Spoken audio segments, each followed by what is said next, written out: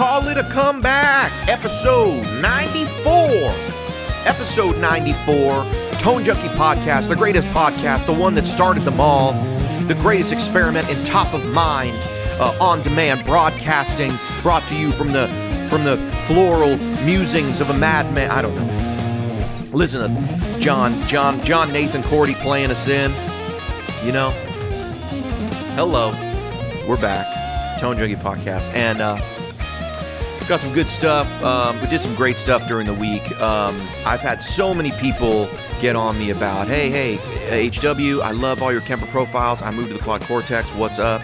Now I don't have your stuff. I really want it. HW, what do you think of the Quad Cortex? I'm trying it out, but maybe it'd be better. I miss a lot of my tones I had before.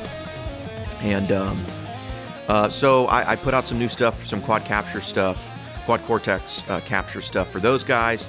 And fear not, the new Bensun pack, if you didn't see, it's not even new, it just has some updated effects.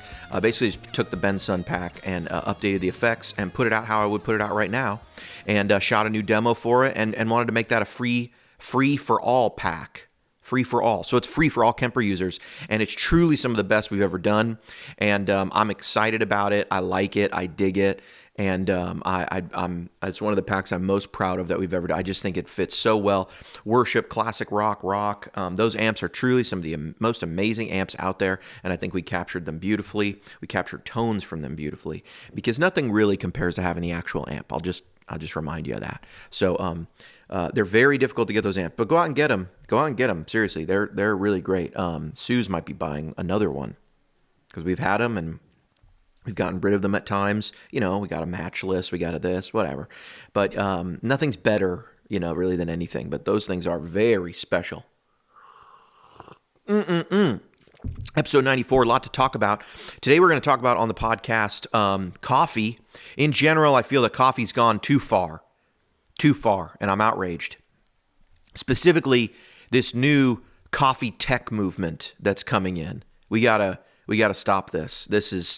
It's getting bananas. And then also, I want to talk about something that I gave a playful title to, the case of the IR bandit, but it's not funny at all. David Hislop's IRs have been ripped off, and some people have been selling them, and he made a post about it. We're going to talk about that. I'm going to give my opinion on the situation. I'm going to give some insight on the whole thing. As a member, as a creator, who has their stuff stolen all the time. I've had people stealing my stuff for years, and by that, I don't just mean people sharing it with their friends. I don't much care about that. And I don't much care about the people I'm about to mention, but dude, I've had people ripping me off online, people trying to put my everything bundle on eBay. And trying to, they'll put up a website and put my profiles on it and say, here, you can get all, I got, 30,000 profiles, all the Tone Junkie stuff, all the Michael Britt stuff, all the this, all of that. And they try to charge $50, $100. Or they try and sell a flash drive with a bunch of stuff. And they go, so my Kemper, here, I'm selling all my profiles separately. And then you look and it's like, you have 8 available? Okay. So, that's it. But whatever. I mean, some people say that what I do is stealing. So I think those people are dumb, but whatever. We could talk about that on another episode of the podcast. But I want to talk about coffee right now, okay? Coffee. And then it's a weekend, so I'm probably going to go watch Boba Fett with my kids and with the youngins. And then I'm going to maybe do nothing. I might play some Warzone. Haven't played that in a while. Let's get into coffee, guys. So here's what's going on with me, and shout out to my friend Curtis Lamberton from Lambertone's Pickups. I don't know if there's an S on the name or not. Someone tried to correct me recently. It's Lambertones. But I think the sounds that come out of his pickups are Lambertones. And so it'd be appropriate to say, when you hear a great sounding guitar, like both of those, like the red JM that I have in those demos of the Bensun pack for the Quad Cortex and for the Kemper, those are Lambertones Ristrettos, and they sound fantastic. But I feel like it's appropriate when there's a good sound out of that guitar to go, that's a Lambertone. You know what I'm saying? That just feels right. I say that to the Sues. And anyway, those are really great. You know, it's funny. Those pickups to me are kind of like, I put them in a guitar. I love them. Then I try to do something else with them, and I'm like, okay. But then, dang, man, I get them again in another scenario, and I go, these are truly magnificent. And I think that what we did with those pickups in the demos there is truly where they shine. Truly where they shine. I'm not going to call the Ristrettos a one-trick pony. I don't think they're a one-trick pony. They can only get one tone. But let me tell you the thing. I wasn't even planning on talking about this. But let me tell you the thing I think they do better than any other pickup that I've ever played. And that is, if you are a worship guy and you want to put on a lot of verb and delay, and you know this trick to keeping that dark, the type of presence that exists in those pickups absolutely keep your guitar audible and on a layer above the darker verb and repeats that's underneath it. Now, if you want to jump to classic rock and you want to play AC/DC, am I going to say that they're the best voiced? I don't think they can. I'm not saying they can't do that. I'm just saying you're going to need to get your mid-range from somewhere, right? And that extra presence might not lend to the more rolled off top end that you'll find on maybe some rock stuff. So for that, I reach for my other JM Pro with P90s. That's the S90s, right? And I think those pickups are they do a lot of things really well. But I'll say this: the S90s are maybe my all-time favorite pickup, but they're not my favorite pickup for almost any one thing. Like the S90 to me is like it's a compromise in. You are 85% of the way there on everything. To me, right? They fit on the bridge. It is 85% as rockin' as my SSV humbucker. For the neck on the cleans, it's 85% as clear, single coily goodness as the Lambertone thing, or as maybe I'll say as Goldie. And then for the worship clarity, adding some clarity in the middle, it's 85% as good as the Lambertone thing, the Ristretto specifically. So it's interesting, though. I lean towards that S90 because I feel like it's super versatile. But I'll tell you, about a month ago, I played the Ristrettos at church. And I haven't never had so many of my bandmates compliment me on my tone. They all noticed that there was an extra clarity, and it was taking some tweaking. I was tweaking during the service because I'm using a setup that I built for something else. I built it for the S90s, and then I've modified it a little bit for other pickups for some other Sir pickups for like some Thornbuckers and some. But you know I'm a Sir guy, but man, I played that thing and. The Ristrettos are really good. Really good. Like this week, I think I kind of pulled that guitar out and realized it again. And really, I told Suze we're going to play his guitar in the demo. Anyway, how much time did I just blurb about that? It wasn't even my point. But he came to mind. Curtis came to my mind because he's such a coffee snob. I love you. He's such a coffee snob. And I put a post up recently where I was talking about this Ember mug, or I wasn't talking about the Ember mug, but it was in there. And Curtis pointed out, oh, nice Ember mug, right? And then he said something that I could not disagree with more. And here is where I will say nothing else kind about coffee and him on the podcast for the rest of the hour or whatever this is. No, nothing mean though. He said, isn't it amazing that we can control the temperature of our coffee from an app? And I would like to say, good sir, I have never heard anything more foolish in my life. I am anti all of this coffee tech, okay? I am sick of it. Now, let me explain. Because I feel, I'm not even just mad that they're making the coffee tech. I'm a little bit upset that it appears to be trying to enter my home and assault me, okay? And it feels like it's mocking me, okay? It is off its rocker and it needs to be stopped. There is too much tech in coffee. Okay, first of all, I want to say I love this Ember mug. My wife, but now if you don't know what the Ember mug is, the Ember mug is it's a mug with a battery and a heating element on the bottom. And it can connect via Bluetooth to an app on your phone and let you dial in the exact temperature you want your coffee. Okay. Now, my wife first bought this Ember mug, and I do recommend them because I ended up getting one. My wife first bought it and I didn't like it. I said, that's ridiculous. I don't need that. She's like, do you want one? I said, no. Just, I don't want that. I then used hers and I said, do they have it in black? Okay. Like, do they have it in black? Because I kind of want one now. And it has a little charging base and you just set it down, you charge it, and you keep that charging base on your desk and you can keep your coffee at one temperature indefinitely. Or if you take it off the charger, I think you got 80 minutes. And it's a little bit weird because I brewed this cup of coffee over an hour and a half ago. And I, on purpose, didn't drink it until the podcast. But I left it on the charger there, and I just sat there. A lot of people might be thinking, ew, you left your coffee out that long? Isn't it going to go bad? No, not at this temperature. You could theoretically preserve it indefinitely, even with milk. You know, we're above the temperature that bacteria grows. And so my wife said, is it hot enough for you? Do you want me to turn it up or anything? Or did you get the app yet? And I said, listen, look, I appreciate this technology.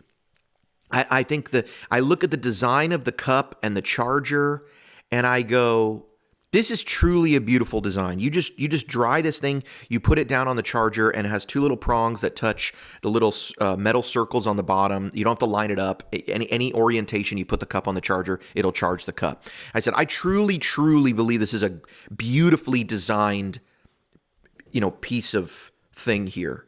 It has infinite utility to me.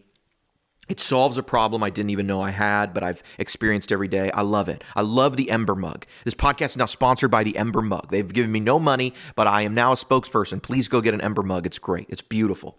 Here is the issue. Once a mug wants to interact with my phone and get online, and I need to, then it's going to start sending me notifications. Right? And then it's going to start telling me this and that. And it's all this extra stuff I don't want. Okay? Which brings me to my next piece of coffee technology that I am absolutely livid about. We got a new Keurig. It's the new Keurig. If you buy a Keurig right now, it's the one.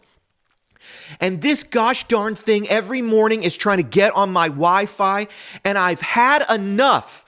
Get off the internet, okay? You are a coffee maker. I have been brewing coffee without internet connectivity.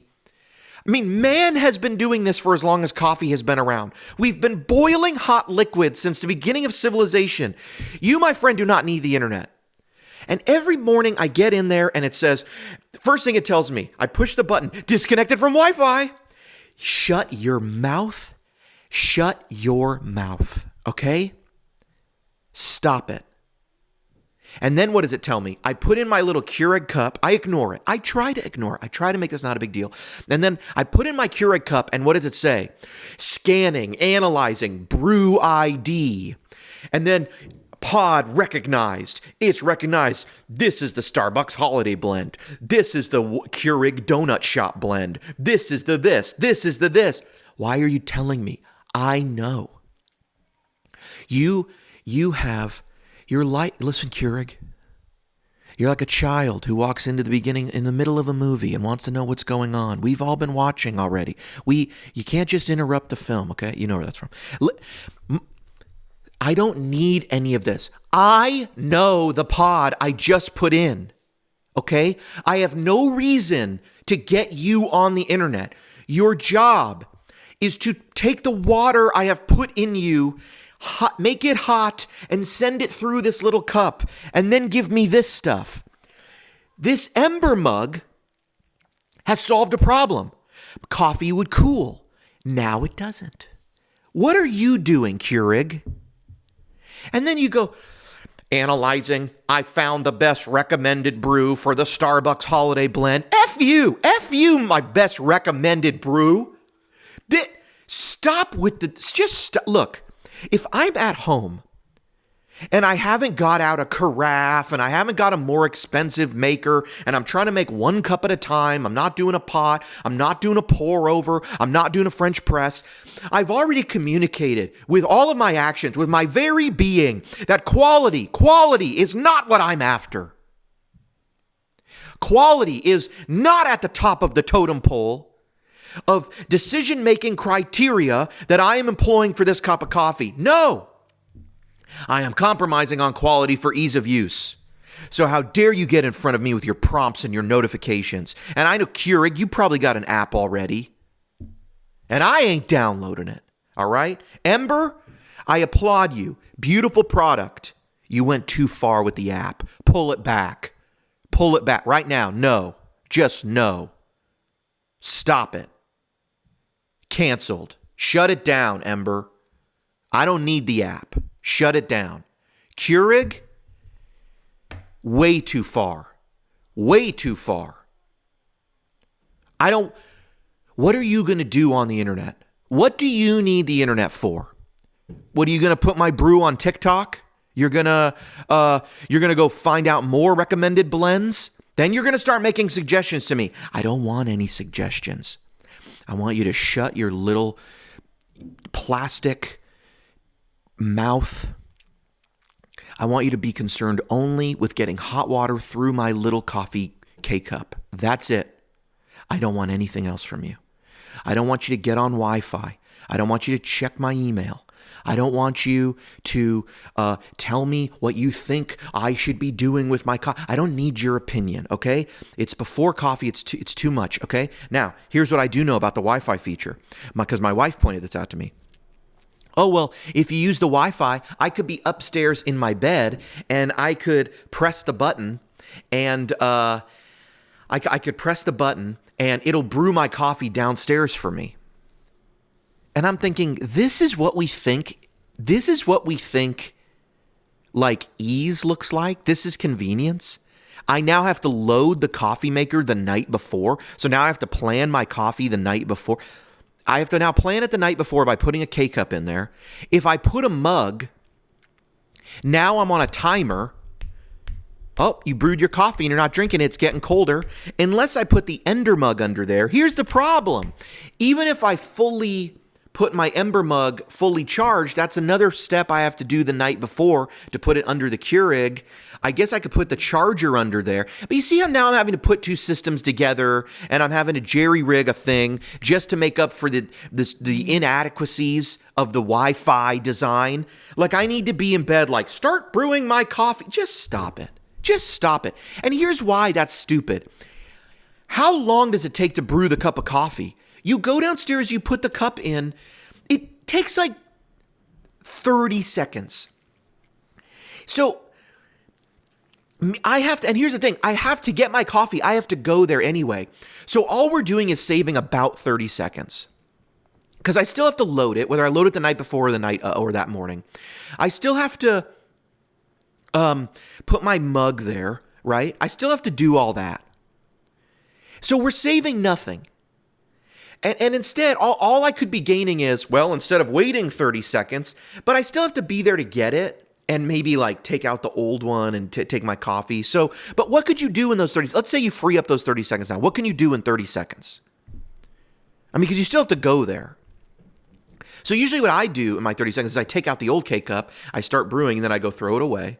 And then I walk back, and I usually just stand there and wait. And you know what I do? I take a pill that I take every morning, and I take my vitamins.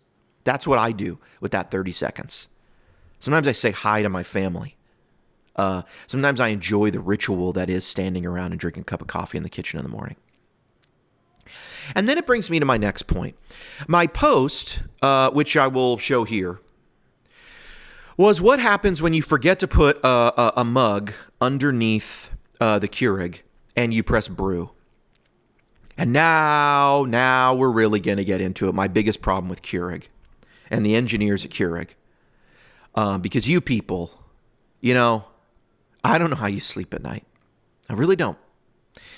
Because while you're busy trying to get me on Wi-Fi and trying to get all this recommended brew stuff, you have, my friends, overlooked the single greatest feature you could have built in to this new Keurig, which is, how about a sensor that tells me when I forgot to put a mug under my coffee machine so that I don't run an entire brew and it just spills everywhere and goes all over. And for some reason, by the way, that little tray, it doesn't hold the 10 and 12 ounce options that you give me. So it overflows. So my question to you is, did no one ever think that why don't we just put a little weight sensor or some sort of thing that if I don't have a mug there, it beeps? Or maybe it doesn't brew. And then when I go back and go, why didn't my Oh, I didn't put the mug. And then it'll say, forget the mug. And then I'd go, Keurig, you genius. I love you. But instead I'm over here going, you are solving problems that I don't have. And you're ignoring the problems that I do have. So you know what I'd like to do, Keurig? Here's my suggestion. I'll put you on the Wi-Fi when I can write a sternly worded comment to the Keurig designers, so I can type into my little Keurig screen, how about a sensor for that mug that I just overflowed everywhere? You see what I'm saying? We don't need this. We don't need this. We don't need any of the things you're building in. None of them. Zero. Okay? It's too far. It's way too far. And look, I respect that there are other minds, okay, out there, okay? Curtis is a really smart guy.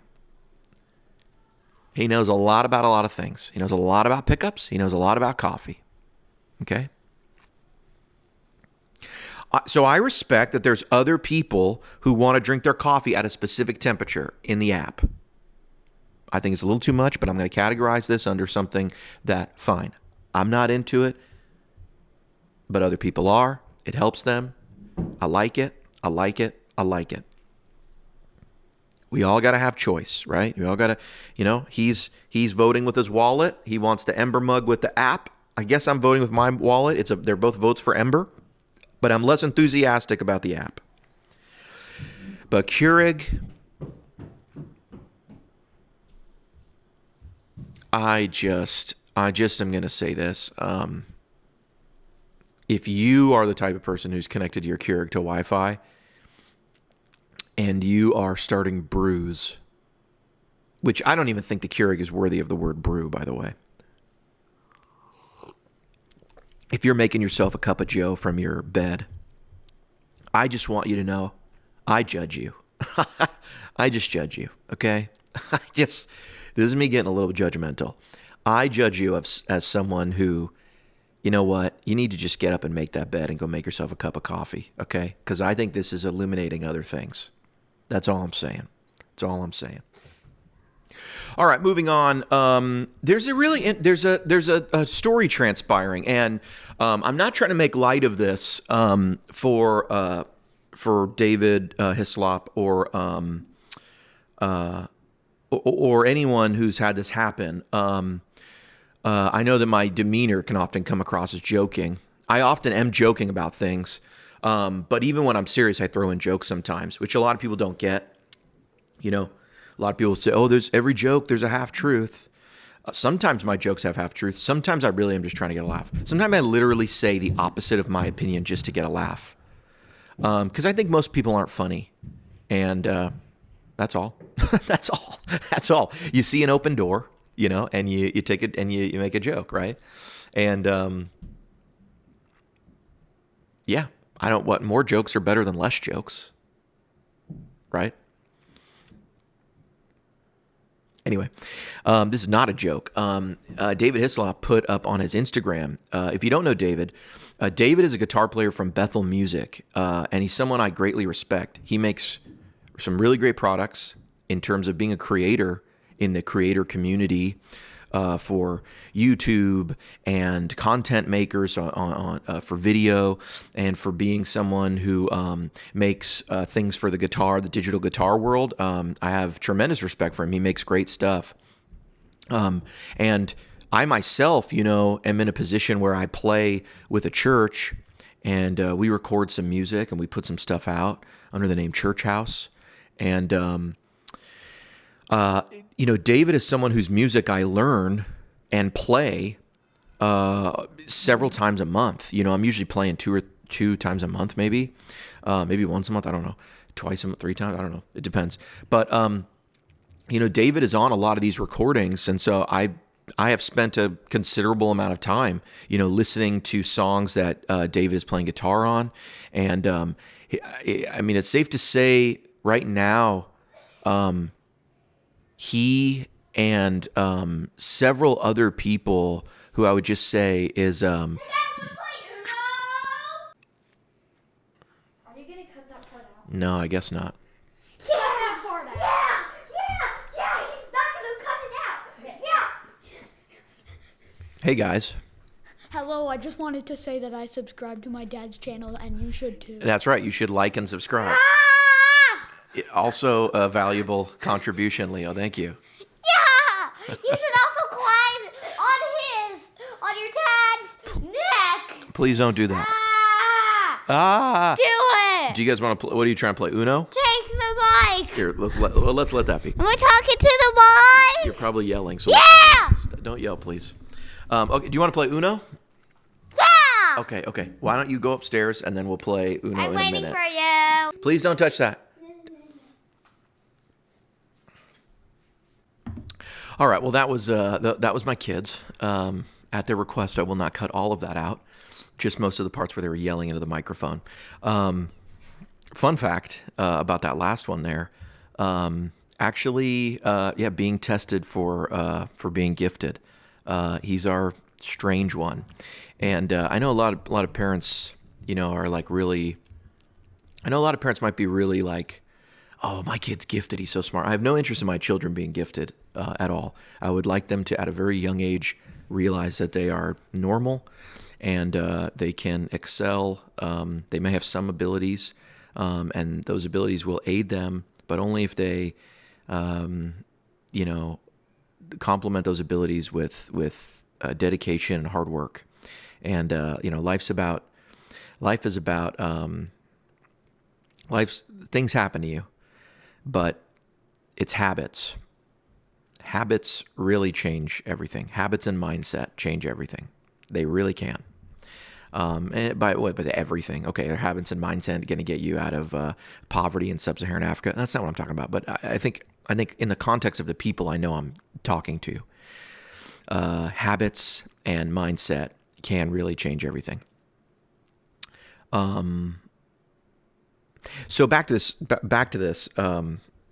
Anyway, so that's my younger one. Weirdo, dude. He's such a weirdo. A lot of sensory seeking behavior. Lots of it. He constantly is turning the shower too hot. He constantly has this very hot heating pad. He always wants in the microwave. He always wants hotter. He likes spicy food. He likes strong, sour, and tangy, spicy things, everything. It's compression blanket. I mean, he's like, but he's very smart. I don't know how. I really legitimately have no idea how. I'll tell you, something interesting happened. He was starting to learn how to read, and he was getting really upset at his letters. And then in the course of like 3 weeks, he started just looking at books, practicing the words, but he would do it silently. He hated saying the words out loud. And he was just reading these little Bob books. And then like 3 weeks later, my wife convinced him to read out loud. And he was reading the Bob books like I would read them. And then we thought he was just imitating his brother. He was reading Diary of a Wimpy Kid. And I'm like, in a freakish amount of time. Now, he didn't know a lot of the words in Diary of a Wimpy Kid because his vocabulary wasn't there, right? But he was he was just skipping words and going along, and but reading fast. And I was like, he literally just went from not knowing all the letters to like 3-4 weeks later, he could read out loud. Like, I don't know. And neither my wife nor I knew that he was actually getting close to reading. He just, so I've always known he was kind of a weirdo kid. Also, he just reads he's like, anyway, I don't want to talk about him a bunch. He's great. I'm just not trying to be on that, like, my kid's super gifted. I think that's a weird, like, vicarious living thing. I honestly wouldn't care if either of my kids are smart at all. In a lot of ways, I'd be much more proud if they found some, like, honestly, I'd be much more proud of my children if they just, like, if they invested in some obscure cryptocurrency, like, on dumb luck, and then just, like, boom, made a ton of money. And then, I don't know. I respect hacks in the system. I really do. It's why I trade the market a lot. It's why I know a lot about crypto. I know enough to know why I'm not buying anything right now. That's just my opinion. But yeah, I respect hacks in the system. And I think it's one of the reasons I respect people like David, because here's a guy who is a guitar player and probably responsible for one of the more, he's one of the most influential guitar players in a certain genre right now, and that's like modern Christian worship music. His tones, I mean, what David says is the tone that's going to go on songs. If he gets really into modulation, the sort of, there's a lot of guitar players who move towards modulation. If he wants to use this amp and that, I mean, I've been influenced by him tremendously. Right. And there's guitar companies like Veritas that very much have been put on the map by David and another guy, Michael Pope. But those guys up there doing that thing. And so I really respect when those guys are able to say, okay, I'm a guitar player in this popular, church, and, I'm a professional. I'm paid to do this because we go on tours and we do all this stuff. But I'm also a guitar player at this church, and we're writing music and stuff. And okay, I'm sure that makes him a living. And then I'm sure, he's getting some, there's, he's able to make money from teaching lessons or endorsements of products in these things. But I really think it's great when he's able to say, look, in the genre that I'm influential, there's a digital guitar movement going on with HX Stomp, with Helix, with all of it, with the Kemper, with pedals, digital pedals, with everything. And so he's able to step in and go, here's how I'm getting my sounds, and let me use these units and give you sounds I'm happy with because I'm making the parts and you're going after my sounds. So let me educate you and let me help out here. And so I have tremendous respect for people who do that, and people who are entrepreneurial enough to do that. And so he's made IRs that a lot of people have told me are some of the best IRs ever. Now, I'll tell you, somebody passed me 2 of David's IRs for kind of like a reference. And they said, have you heard David's? And I said, no. And they said, here, check this out. And they sent me, I'm not trying to steal his work, so I just want to make this clear. They sent me a patch they're using with 2 of his IRs, and they basically said, what do you think of my tone? And I downloaded it, and I said, that's great. What are you doing? Now I just want to make a caveat. As a fellow creator, I didn't mind getting that person's preset and the IR and listening to it, right? And kind of trying it out. If I had started using them in any capacity at that point, I would go buy them. Do you understand what I'm saying? Like, I do understand that someone sent me a copy, and so I hope people can make that kind of distinction. Like, in my head, that's not theft, right? Because I'm making the decision. Like, someone sent me this thing. It's got 2 of his IRs. I listened to the IRs. I played with them for 5 minutes or so, and I said, these are cool. I never moved on and used them more, or else I would have purchased them. Case in point, early on, somebody gave me some Michael Britt stuff. And they just sent it to me, and I put it on my Kemper, and I was a brand new Kemper user. I later went and purchased several Michael Britt packs, and when I became friends with Michael, I treated him to lunch several times and said, here's payback for pack 2 that I owe you. So it was tongue-in-cheek at that point. I'm aware these things go on, and so I'm trying to communicate that, someone sends me a preset and says, check out my tone. I don't feel like that obligates me to go spend money if there's something in that tone that that was a purchased product from somewhere else. And they were a friend of mine, so I just wanted to give them some feedback and listen. And I think my feedback was, sounds great, man. You know what I mean? Like,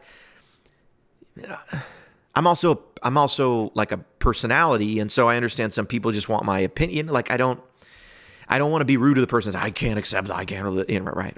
So anyway, I don't feel like I've materially benefited or tried to been using those IRs and not paying for them.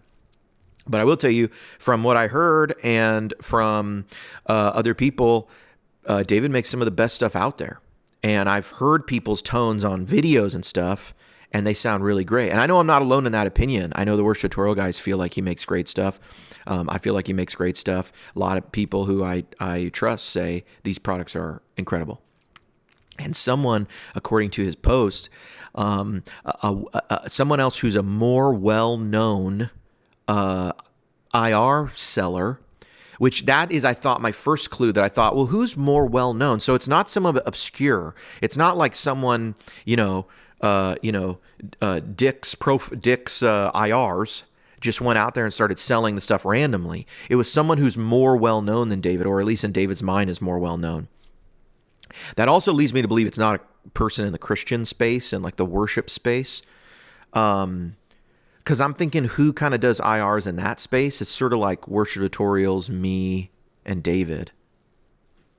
And I would say in terms of IRs in that space, like especially on Helix and stuff, people talk about David and the WT stuff. So I don't know who's more well-known. And I know it wasn't the worship tutorial guys, right? Because we've exchanged some texts. Like, did you see this? Do you know who it is? Like, what do you?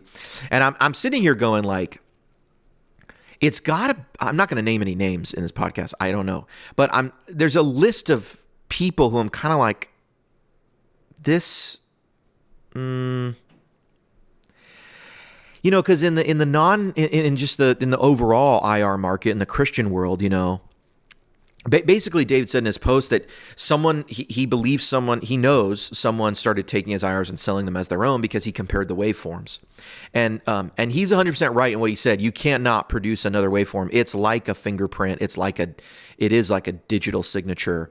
Now, how do you prove that? I mean, he's looking at them. I don't know how. I mean, I don't know. There's a number of things you could do to obscure that as well. So what kind of is interesting to me is that whoever did this is both more well-known than David, according to David, but also stupid enough to not understand how to not get caught. Because I'll just say this out loud. It would be very easy to take, if you made an IR and you felt someone else's was better, it would be very easy to take that other person's IRs and sort of blend your IRs together, and they would sound different, but you would probably get the character that you like from the other person. It wouldn't be the other person's IR. And then that would bring in a whole moral thing. But what's interesting to me is that whoever did this wasn't concerned with hiding it. Because if you were to steal someone's IR, I mean, look, dude, I've had every thought in the book. I understand. Can people tell IRs apart? Yeah, I understand how. What if you start applying an EQ? Well, if you start applying an EQ, different types of EQs, you probably could still notice, as if you didn't do a ton to the EQ, you could still really notice that it was your IR, especially if you're just shelving and stuff. You'd be able to pick out the shelves really easily.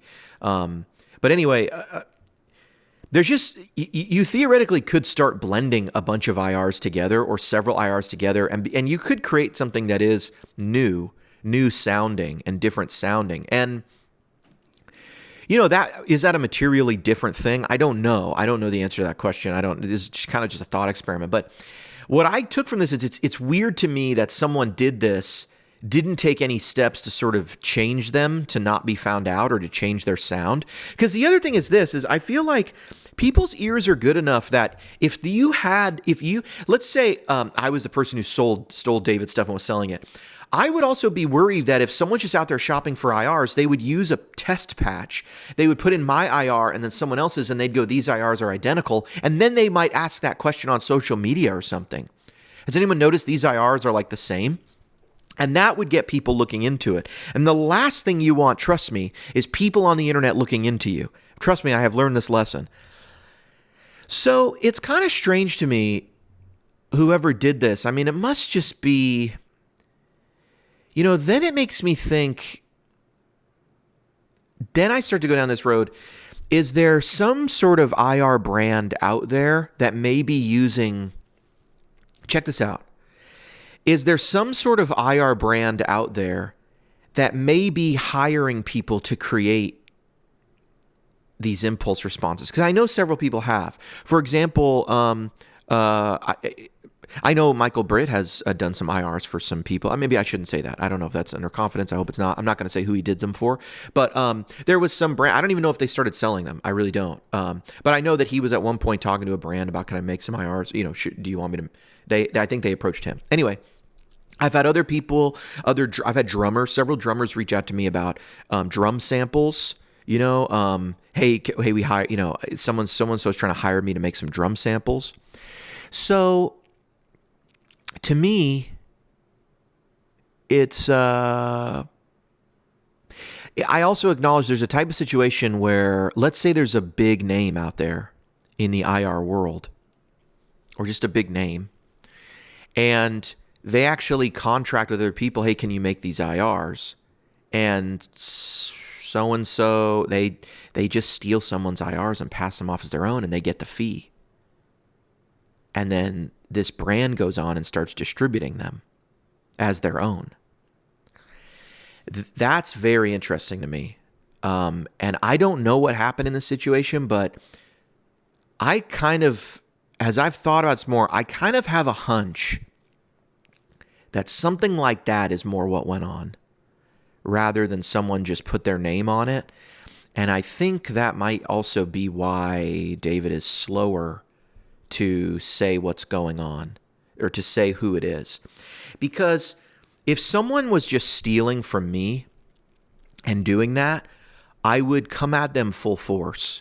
And I would, if someone had taken my profiles and said, these are, Don's profiles, and they were just Tone Junkie profiles, I would demand that they stop. I would demand compensation, and then I would probably demand that they shut down immediately. However, if it was a name much larger than me, which, I'm not trying to brag here. I don't feel like there's names much larger than Tone Junkie in the space. Like, maybe you go, oh, I think Michael Britt's bigger than you, or he's more trusted. No, I understand that, but I don't feel like Kemper users are in general not aware of Tone Junkie. I think I've done a good job in the last couple of years, at least making people aware of who I am and just the volume of what I've been doing. So whether you like it or not, there's a lot of people that dislike Tone Junkie profiles. I get that. There's a lot of people that don't like Tone Junkie stuff. And so, yeah, I would just say, man, if it was a big name and they were doing that, I would strongly, that's where I might go, well, what happened here? Because I don't believe there's like a boardroom of people. Do you kind of get what I'm saying between the lines here? I don't have any insider knowledge. I'm just speculating that, because for me, that situation with that person would be very simple. It would be like this. If someone did that to me, if I found out someone was, I would say, okay, how long have you had this product out? Okay. Right now, I want access to the analytics software. I want verifiable analytics like that right now. And I would need to be satisfied. And if I can't have access to it, no, I would ask for access to the analytics. And I would say, I want to verify how much money you've made on this. And then we would talk about compensation. That's it. And I'd say, stop making it. And that. What's interesting to me, though, is he says the person's cooperating. And that's where I go, oh, interesting. What does that mean? If the person is cooperating, it could mean that the person doesn't have the money. David, we sold $30,000 of these, and I don't have the money to give you. Okay. Maybe you cooperate with the payment plan. But it also is interesting to me that have any IRs been taken off the internet?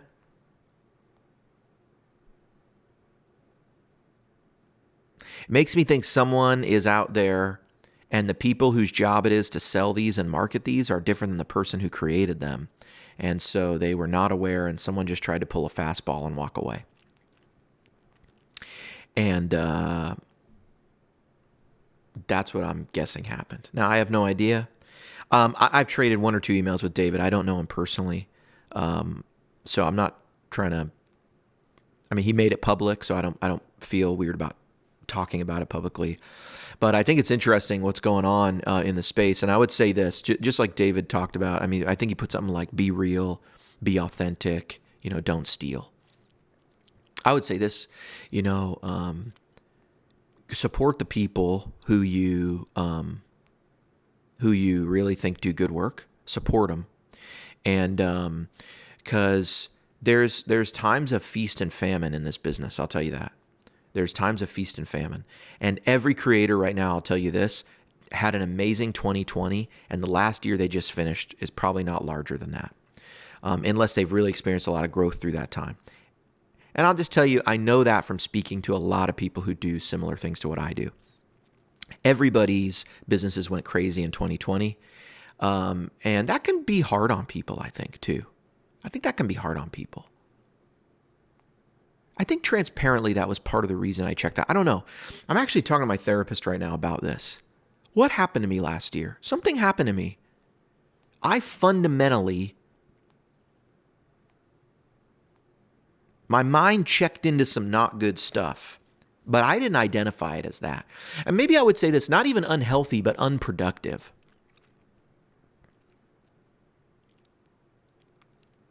So my heart goes out to David, because it sucks to know that people are stealing from you. And then the thoughts that brings up of like, you don't know how much, maybe he knows how much money it was or whatever, but you start to think like, that's money that should have been in my pocket, that should have gone to my kids and my family, and should have gone to my future.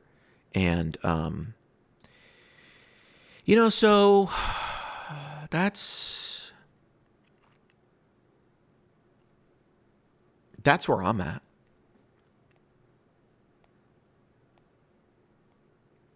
And people steal from me. Dude, I have people who just,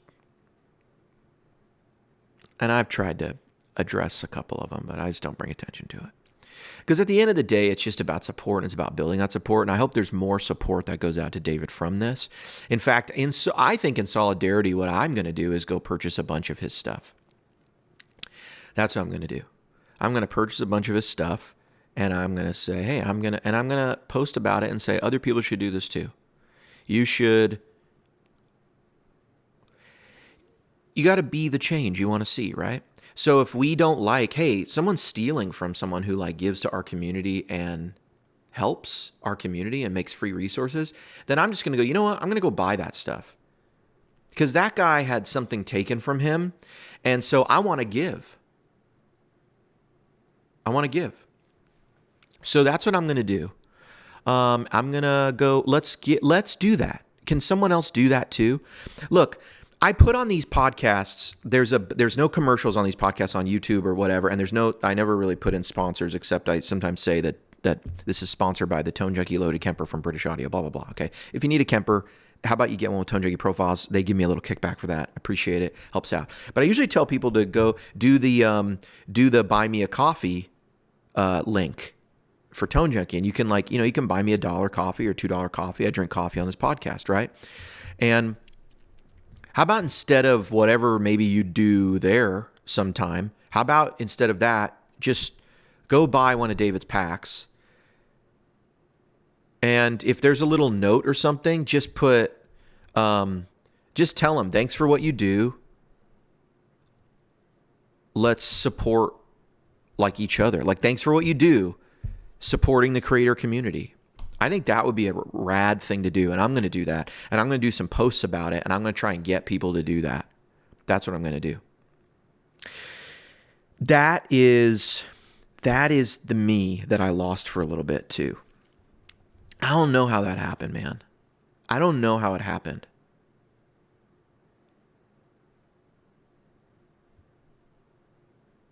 Come on, man. Yeah. Let's go make a little wrong into a right. Let's go find a little injustice and make it some justice again. You know what I'm saying? I mean, I know I'm calling Keurig the scum of the earth. I'm being facetious, okay? Are they stupid features? Yeah. They're god-awful ideas that come to fruition that I need my coffee maker to be on the internet. But it's not hurting anyone. I mean, a little bit it's hurting me because instead of that, they could have put in a sensor for the cup. But you just listen to it. I digress, okay? How about we go support David and the creator community right now? Why don't we go do that? So that's what we're going to do. I'm going to make posts. I'm going to go buy a bunch of David stuff. I think everyone should go do that as well. And yeah, let's do that. And I might even make another little YouTube video about it. HW, out.